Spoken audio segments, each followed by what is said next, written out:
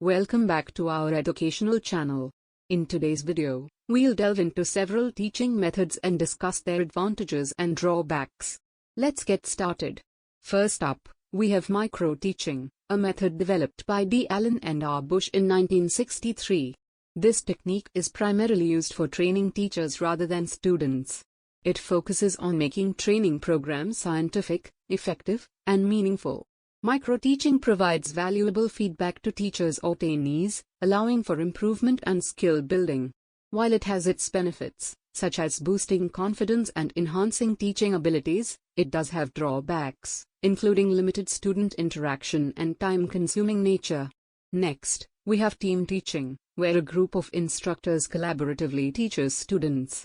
This method involves setting course goals, designing syllabi, preparing individual lesson plans, teaching students, and evaluating the results as a team. Team teaching maximizes the utilization of resources, leveraging the expertise of multiple faculty members. It can be implemented within a single discipline or across different specializations. Moving on, we have block teaching, which involves longer class sessions for intensive learning.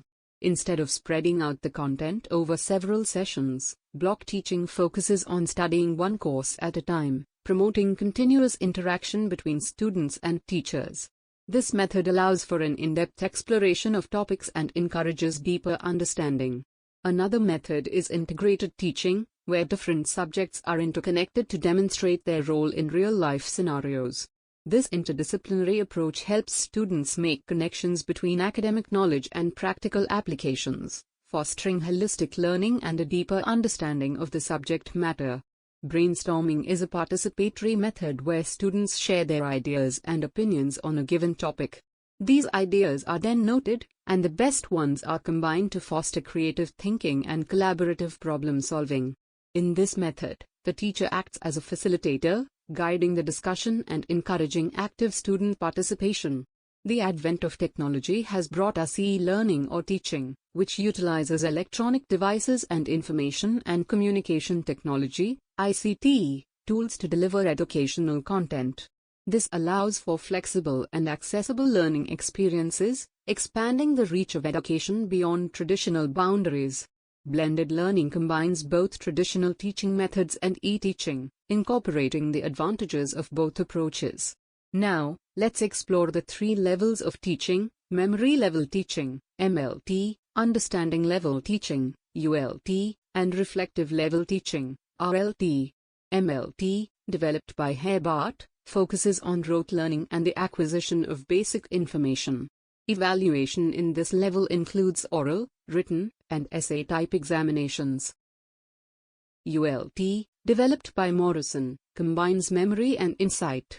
It aims to ensure students understand generalizations, principles, and facts, fostering mastery of the subject and the development of intellectual behaviors. Evaluation methods include essays and objective-type questions. RLT, developed by Hunt, encompasses both MLT and ULT, emphasizing a problem-centric approach to learning. Evaluation in this level includes essay-type assessments, attitude evaluation, beliefs, and involvement in the learning process. Each teaching method and level has its own advantages and drawbacks, and educators must choose the most appropriate approach based on their teaching goals, subject matter, and the needs of their students. We hope this video has shed light on different methods of teaching, the three levels of teaching, and their benefits and limitations. If you found this information valuable, please consider liking and subscribing to our channel for more educational content. Thank you for watching, and we'll see you in the next video.